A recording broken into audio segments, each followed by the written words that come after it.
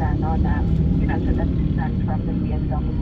Sa gitna nito, tiniyak ni Tumblao na sapat ang kanilang resources para sa mga evacuee, batay na rin sa bilin nila DSWD Secretary Rex Gatchalian at Pangulong Bongbong Marcos. Kung 2023, nung pumutok si Mayon, kumbaga yung pag-aalburuto niya, umabot tayo ng 6 months na nag-provide ng tulong sa mga naapektuhan. So, yan yung nakikita natin, possible sa sitwasyon. So, we're making sure, batay na rin dun sa utos ni Secretary Rex Gatchalian sa aming Council Office 5 na tiyakin na sapat yung aming mga resources. Kasi ang sabi nga ni President Marcos Jr., tiyakin na walang pag-usap na yung pag-usap sa gitna ng kalamitan. Ang tinig ni Social Welfare Assistant Secretary Irene Tumblao.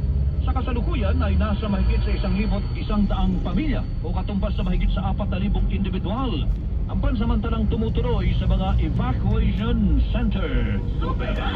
Na-recover na ang lahat ng 36 na labi na natabunan po ng gumuhong bundok ng basura sa isang landfill sa barangay Binaliw, lungsod ng Cebu.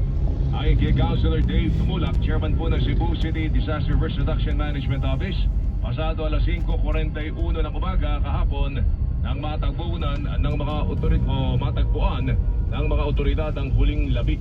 Natapos na agad yung mga na-meeting natin, nakita na natin lahat. Lahat ng 36 dead bodies ay mga ano, na Prime Solutions at saka itong 4 subcontractors nila. Nahanap na natin lahat. Anya, inabot po na 10 araw ang paghahanap sa mga nasawi na pawang mga empleyado po ng Prime Waste Solutions at 4 na subcontractor.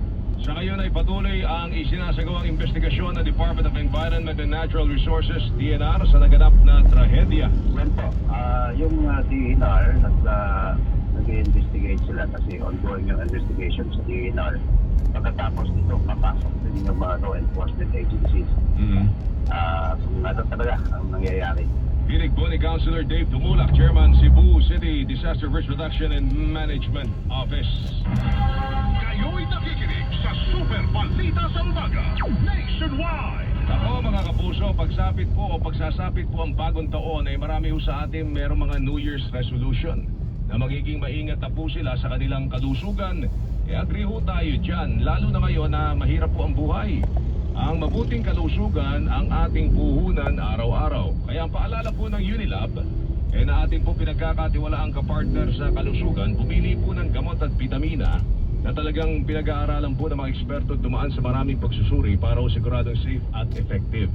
Dapat world class po yan, pero presyong abot kaya pa rin. Dapat Unilab quality, tapat at epektibo, gawa ho sa masusi at tamang proseso para sa lahat ng Pilipino. Stay healthy, mga kapuso. Oras natin, 14 na minuto makalipas sa alas 7 ng umaga. Radyo na, Baby ba? fake news. Dapat totoo.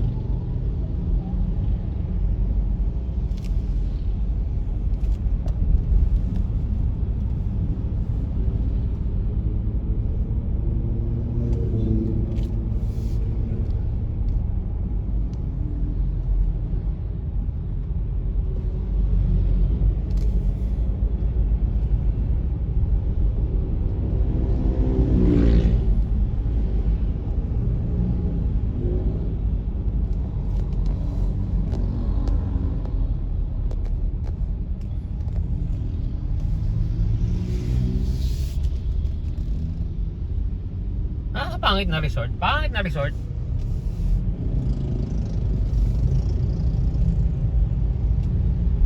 Isa pang pangit na resort.